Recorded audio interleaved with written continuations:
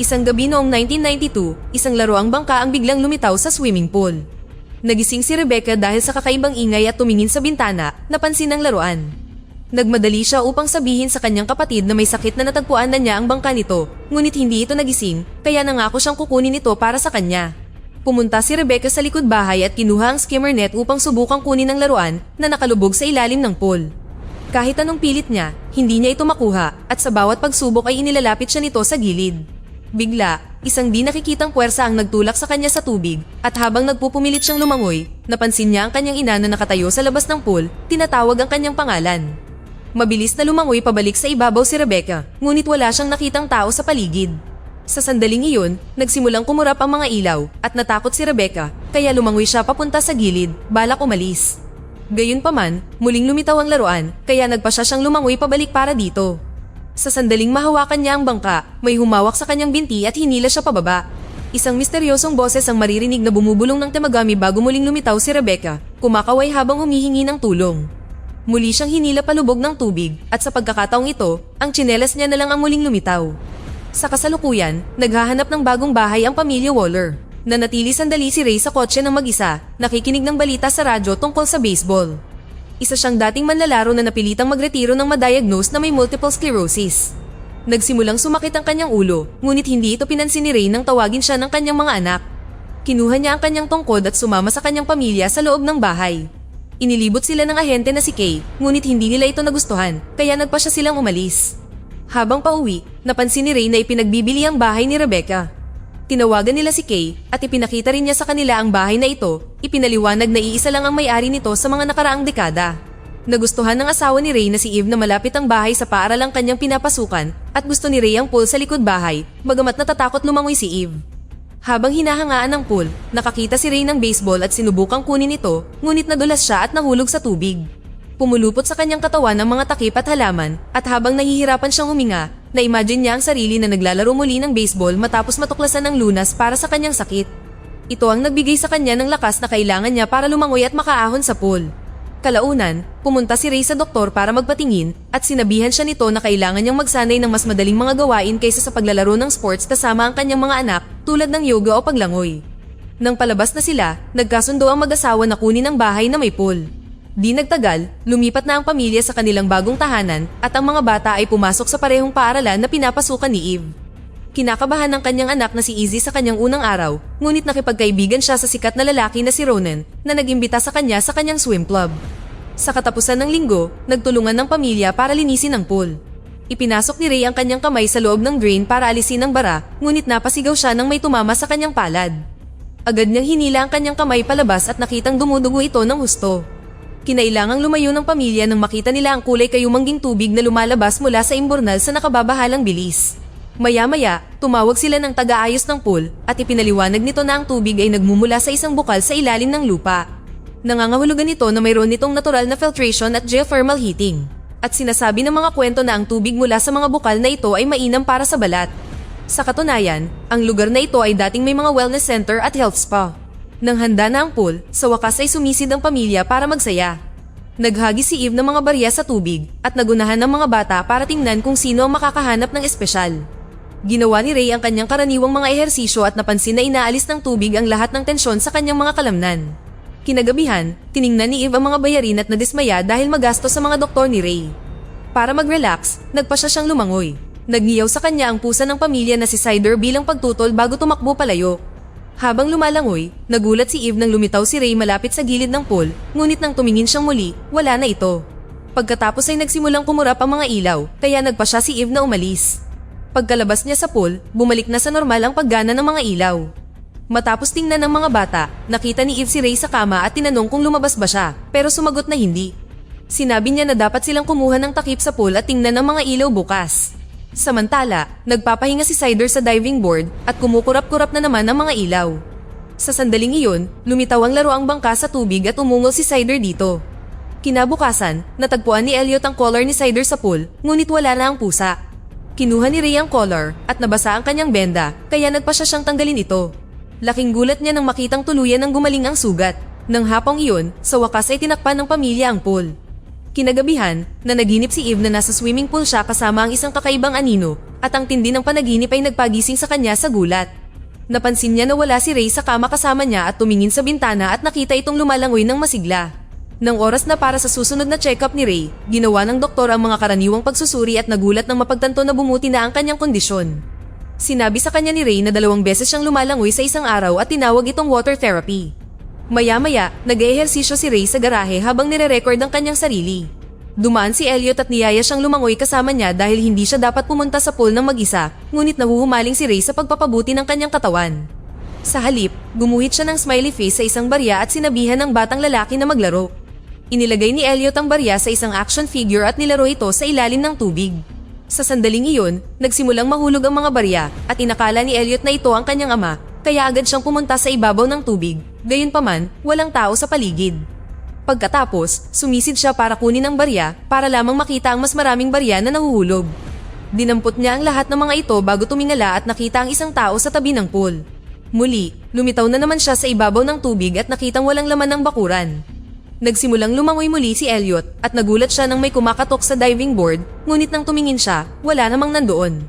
Sa sandaling iyon, narinig niya ang boses ng isang babae na humihingi ng tulong mula sa mga purifier. Sinabi ng babae na ang pangalan niya ay Rebecca at isiniwalat na siya ang action figure ni Elliot. Inabot niya ang butas para hawakan ito at nakita niya itong nakatali sa buhok bago isang nakakatakot na kamay ang humawak sa kanyang pulso. Matapos ang ilang pagpupumiglas, nagawa niyang makawala at nakita niya ang isang misteryosong figure sa loob ng purifier. Takot na takot, sinabi ni Elliot kay Eve ang nangyari at agad itong lumabas para mag-imbestiga, ngunit walang tao sa paligid at ang action figure ay lumulutang sa pool. Nang marinig ni Ray ang tungkol sa insidente, napaisip siya kung nag-i-imagine lang ba si Elliot dahil wala siyang mga kaibigan. Sinabi ni Eve na dapat silang magdaos ng pool party para mas makihalubilo ang pamilya. Kalaunan, pumunta ang buong pamilya para suportahan si Elliot sa kanyang baseball practice. Nasasabik ang lahat na mayroong isang sikat na manlalaro ng baseball sa paligid, kaya ibinigay ni Ray ang lahat ng payo na alam niya. Kalaunan, nahikayat nila siyang sumali sa pagsasanay, at pagkatapos ng ilang pag-aatubili, pumayag siya. Nabigo ang kanyang unang 2 pagsubok at natumba pa siya. Nag-aalala si Eve, ngunit tiniyak ni Ray sa kanya na maayos siya at sinubukan muli. Sa pagkakataong ito, inisip niya ang pool at ang pangitain niya noong unang araw na nagbigay daan sa kanya na tamaan ng bola ng may lakas dahilan para pumutok ang mga tahi at tumama ito sa mga ilaw. Humanga ang buong koponan, ngunit hindi natuwa si Elliot na ang kanyang ama ang pumalit sa laro. Nang gabing iyon, sina Eve at Ray ay lumabas para maghapunan. Si Izzy ang naiwan na namamahala, kaya inimbitahan niya si Ronan matapos niyang pagbantaan si Elliot para hindi nito sabihin sa kanilang mga magulang. Nagsaya sina Ronan at Izzy sa pool at nagpas siyang maglaro ng Marco Polo. Nang si Izzy na ang taya, sinabi niya ang Marco habang nakapikit at biniro siya ni Ronan sa pamamagitan ng pag-alis sa pool. Biglang namatay ang radyo at may lumitaw na nakakatakot sa tubig para bumulong ng polo. Naglakad si Izzy papunta rito, akala niya ay si Ronan iyon, ngunit nang malapit na niya itong hulihin, nawala ang nilalang. Biglang lumitaw ang nilalang sa likod ni Izzy at sinabi ang polo, ngunit nawala muli nang lumingon siya. Iniisip pa rin na si Ronan iyon, sumisid si Izzy para habulin siya, ngunit hindi niya ito mahanap at ang swimming pool ay kakaibang tila walang sahig. Sa sandaling iyon, hinawakan ng nilalang ang kanyang binti at nagsimulang humila, kaya ipinadyak ni Izzy ang magkabilang binti hanggang sa makalaya siya. Pagkatapos ay napansin niya ang isang maliwanag na parisukat sa itaas niya at mabilis na lumangoy patungo rito habang nagsisimulang kumurap ang mga ilaw. Muli siyang lumitaw sa ibabaw sa tamang oras at tinulungan siya ni Ronan. Malinaw na natatakot siya habang ipinapaliwanag ang nangyari, ngunit sinabi ni Ronan na mag-isa lang siya roon at ilang segundo lang. Sa sandaling iyon, bumalik ang mga magulang ni Izzy, kaya hinalikan siya ni Ronan bago tumakbo palayo. Kalaunan, sinubukan ni Elliot na kausapin si Izzy tungkol sa nangyari sa kanya dahil gusto nito ng kumpirmasyon na hindi ito kathang-isip lamang. Gayunpaman, tumanggi si Izzy na magsalita dahil tinutulungan ng Paul ang kanilang ama at ayaw niyang masira ang mga bagay-bagay. Iginiit din niya na walang maniniwala sa kanila. Sa araw ng party, maraming tao ang dumalo at lahat ay nagsasaya. Gayunpaman, natatakot pa rin si Izzy, kaya nakipag-usap siya sa kanyang mga kaibigan ngunit hindi siya pumasok sa pool. Nanatili si Elliot sa kanyang silid at naglagay ng camera sa bintana para i-record ang lahat. Sa kusina, tinanong ni Eve si Kay kung bakit hindi ginamit ang pool sa loob ng maraming taon. Noong una, sinubukan ni Kay na umiwas sa tanong, ngunit kalaunan na ikinwento niya kay Eve ang tungkol sa isang batang babae na nalunod doon. Naalala ang kwento ni Elliot, tinanong ni Eve kung Rebecca ang pangalan nito at nagulat si Kay na alam niya ito. Hiniling ng isang batang lalaki kay Ray na pirmahan ng bolang nasira niya noong isang araw. Pagkatapos gawin ito, niyaya ni Ray ang batang lalaki na sumali sa laro sa pool kung saan may ilang matatanda na may kargang mga bata sa kanilang mga balikat. Sumakay din ang batang lalaki sa mga balikat ni Ray at sumali sila sa laban. Medyo nahirapan sila, ngunit nanalo sila. Gayunpaman, sa bawat galaw, lumulubog si Ray sa tubig. Bigla, isang itim na substance ang lumabas mula sa drain at pumasok sa katawan ni Ray sa pamamagitan ng kanyang bibig, mabilis na sumanib sa kanya. Patuloy na hinihiling ng batang lalaki na bitawan siya, ngunit mahigpit na hinawakan ni Ray ang kanyang mga binti at naglakad patungo sa malalim na dulo ng pool. Pagkatapos ay nagsimulang malunod ang bata habang lumitaw ang laruang bangka sa itaas nila. Nakita ito ni Elliot sa camera at tumakbo upang sabihan ng kanyang ina. Sa sandaling iyon, sa wakas ay nakita ng mga magulang ng bata ang kanyang kamay na kumakaway sa tubig at tumalon ng ama upang iligtas siya sa tamang oras. May mga marka sa kanyang mga binti dahil sa mahigpit na pagkakahawak ni Ray. Nasa ilalim pa rin ng pool si Ray at kinailangan ding iligtas. Hindi siya tumutugon, kaya sinimulan ni Eve ang CPR hanggang sa magising siya. Ilang sandali pa, nakansela ang party at dumating ang mga pulis para mag-imbestiga. Iginiit ng ina ng bata na sinabi ng kanyang anak na ayaw siyang bitawan ni Ray, kaya ipinaalala ni Eve sa kanya ang sakit ni Ray at ang katotohanan na muntik na rin siyang malunod. Ang ama ay ang coach ng baseball team at sinabing hindi na siya magsasampa ng kaso, ngunit ayaw na niyang pumunta si Ray sa pagsasanay. Sinubukan ni Eve na humingi ng tawad at nagalit ang ina, sinabing ayaw na niyang mapalapit si Eve sa kanyang pamilya. Dahil sa wana sa sitwasyong ito, sinabihan ni Eve ang mga bata na sumakay sa kotse at ibinalita na aalis na sila. Iginiit niya na may mali sa pool at sinubukan ni Ray na kumbinsihin siya na maayos ang pool, kaya kinailangan niyang ipaalala sa kanya na may muntik ng mamatay na batang lalaki. Sumakay rin si Ray sa kotse at sabay silang umalis. Pagkatapos lamang ng ilang segundo ng pagmamaneho, sumama ang pakiramdam ni Ray at nagsimula siyang umubo. Pinahinto ni Eve ang sasakyan nang umitim ang mga ugat ni Ray at nagsuka ito ng maitim na likido. Agad na umuwi ang pamilya at pinatulog si Ray. Tinawagan ni Eve ang doktor na nagsabing hindi siya maaaring dalhin para sa mga pagsusuri hanggang Martes at pinayuhan siyang pagpahingahin ito hanggang sa oras na iyon. Humingi ng tawad si Ray sa muntik ng pagkalunod ng bata at patuloy na nagmamakaawa ng isa pang paglangoy, nakakatakot na inilarawan kung gaano kaganda ang pakiramdam doon. Hindi siya pinayagang umalis ni Eve sa kama at labis na nag-aalala kaya tinalis niya ang laman ng pool sa pamamagitan ng pagpapahulog ng hose sa pangunahing supply ng tubig. Pagkatapos, tiningnan niya ang kanyang mga anak at nangakong poprotektahan sila. Kinabukasan sa trabaho, sinaliksik ni Eve ang kasaysayan ng bahay. Lumalabas na bawat pamilya ay nawalan ng mahal sa buhay habang nakatira sila doon. Desperado, tinawagan ni Eve si Kay at kinuha ang address ng pamilya ni Rebecca. Ito ay isang magarbong tirahan at nang makilala ni Eve ang ina ni Rebecca na si Lucy, nalaman niya na ang kanyang anak ay isang embahador. Ikinwento ni Eve kay Lucy ang lahat ng nangyari at nagsimulang umubo si Lucy. Sa sobrang kaba ay umapaw ang pagsalin niya ng tubig sa kanyang baso. Matapos magpumilit si Eve, sa wakas ay nagsalita na si Lucy.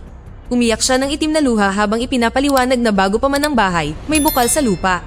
Ito ay tinatawag na temagami at sinasamba ito ng mga tao dahil tinutupad nito ang mga kahilingan. Sa kasamaang palad, ang bawat kahilingan ay kailangang bayaran ng isang sakripisyo. Noong gabing nalunod si Rebecca, narinig siya ng kanyang kapatid na sumigaw at sinubukang umalis sa kanyang silid upang tumulong. Gayunpaman, ikinulong siya ni Lucy dahil ginagamit siya ng tubig bilang kasangkapan upang ipagkaloob ang kanyang kahilingan, ang buhay ni Rebecca kapalit ng paggaling ng kanyang may sakit na anak. Sinabi ni Lucy kay Eve na ang pag-ibig ay nangangailangan ng sakripisyo at dapat niyang hayaang gumaling si Ray. Iniisip ni Eve na ang ideya ay kakilakilabot at ininsulto si Lucy, ngunit muling umubo si Lucy. Ang hose ng kanyang tangke ng oxygen ay nagsimulang mapuno ng itim na likido at di nagtagal ay ganon din ang nangyari sa fountain sa silid. Biglang nagsalita si Lucy sa isang nakakatakot na boses habang ang kanyang ilong at mga mata ay tumutulo rin ng itim na likido, sinasabing matutulog muli ang tubig. Dahil sa takot, sa wakas ay umalis na siya. Sa bahay, naliligo si Ray nang biglang sinapian muli ng nilalang ang kanyang katawan sa pamamagitan ng kontaminadong supply ng tubig.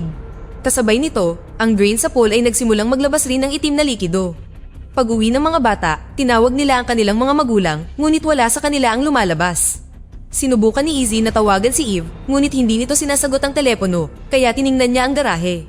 Pinuno ni Elliot ng tubig mula sa lababo ang baso at nakita itong nag-vibrate. Sa sandaling iyon, nakarinig siya ng ngiyaw, kaya lumabas siya umaasang si Cider ito. Ang baso sa mesa ay nagsimulang gumalaw ng mag-isa. Sa likod bahay, nagulat si Elliot nang matuklasan na puno na naman ng tubig ang pool. Ang ngiyaw ay nagmumula sa isang salbabida sa tubig, kaya gumapang si Elliot sa diving board upang maabot ito.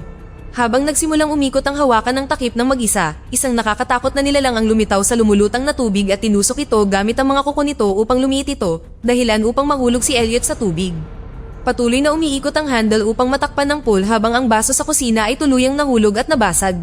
Pagkatapos ay dumating si Eve at hinawakan ng handle, ngunit masyado itong malakas at itinulak siya pabalik.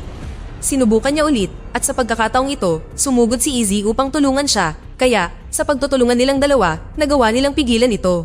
Matapos sipain ng handle para sirain ito, tumalon si Eve sa pool para hanapin si Elliot, ngunit hindi niya ito mahanap kahit na nailipat na ang salbabida. Patuloy siyang lumangoy at nakakita ng kakaibang butas sa ilalim ng pool na parang isang madilim na bangin. Bumalik si Eve sa ibabaw at mabilis na kinuha ang hose na dinala niya sa pool.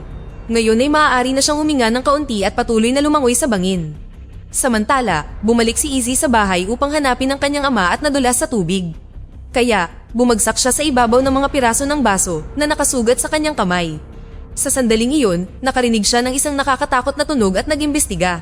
Ginulat siya ni Ray nang bigla itong lumitaw mula sa kung saan sinasabing hinahanap siya nito. Itim ang kanyang mga mata at umaagos ang tubig mula sa kanyang mga paa. Tumingin si Izzy sa ibaba ng isang segundo at nawala ito kaya sinubukan niyang tumawag sa 911. Bigla, lumitaw si Ray sa tabi niya at inalis ang telepono mula sa kanyang mga kamay bago siya hinampas sa mukha. Sinabi niya na napakahirap ng buhay ni Elliot kaya mas mabuting isakripisyo na lang siya. Takot na takot siya habang sinusubukang tumakas, ngunit hinawakan siya ni Ray sa buhok at pinunit ang ilang hibla, kaya nagawa niyang tumakbo at magtago sa garahe. Biglang bumukas ang TV ng mag-isa, nagplay ng video ng pinakamahusay na laro ni Ray bago pa man nawalan ng signal. Sinigawan siya ni Ray, ngunit nagpasya siyang iwan siya roon at nilock ang pinto. Sa pool, sa wakas ay natagpuan ni Eve si Elliot at sinunggaban siya para makaalis na sila. Gayunpaman, pinalibutan sila ng mga kaluluwa ng lahat ng taong nalunod sa pool at sinubukang pigilan sila. Matapos ang ilang pagpupumiglas, nagawa silang sipain ni Eve at patuloy na gumalaw, ngunit hindi siya makahanap ng labasan. Pagkatapos ay lumitaw si Rebecca at inihagis ang barya ng may nakangiting mukha na nagpapakita na sila ay nakabalingtad lamang. Ngayon, sa wakas ay nakikita na ni Eve ang liwanag at lumangoy paakyat sa ibabaw. Hindi tumutugon si Elliot at habang sinisimulan ni Eve ang CPR, lumitaw si Ray sa likuran niya, sinasabing huli na ang lahat. Nang humingi ng tulong si Eve, hinawakan siya ni Ray sa leeg at sinabi sa kanya na pinili ng pool si Elliot. Sa sandaling iyon, lumitaw si Izzy na may dalang pamalo at sumenya si Eve para kumbinsihin siyang umatake. Hinampas ni Izzy si Ray sa mga binti para matumba ito, pagkatapos, ilang beses niya itong hinampas sa likod na nagpasuka sa kanya ng kaunting itim na likido. Nang makita ito, hinampas siya muli ni Izzy sa tiyan, dahilan para makakita siya ng maraming pangitain ng lahat ng mahahalagang sandali ng kanyang buhay. Nang marinig ang pagtawag sa kanya ng kanyang asawa at anak na babae, sa wakas ay isinuka ni Ray ang lahat ng itim na likido at bumalik sa normal. Nang magising si Elliot, muling lumabas ang maitim na likido mula sa drain ng pool. Napagtanto ni Ray na hindi titigil ang pool hanggat hindi nito nakukuha ang sakripisyo nito, kaya tumalon siya sa tubig at lumangoy patungo sa kailaliman. Di nagtagal, isinuka ni Elliot ang lahat ng kakaibang likido sa kanya at nawala ang kadiliman sa pool, dala si Ray. Maya-maya, nanood si Elliot ng video ni Ray na nagsasabi sa kanyang pamilya kung gaano sila kahalaga sa kanya. Ibinalik ni Eve ang barya ng may nakangiting mukha at nag-iisip kung dapat ba nilang ibenta ang bahay, ngunit iginiit ng magkapatid na mangyayari ito sa iba at ayaw ni Ray na mangyari yun. Sa halip, pumayag silang punuin ng lupa ang pool at tumira doon upang maiwasan ang mas maraming pagkamatay.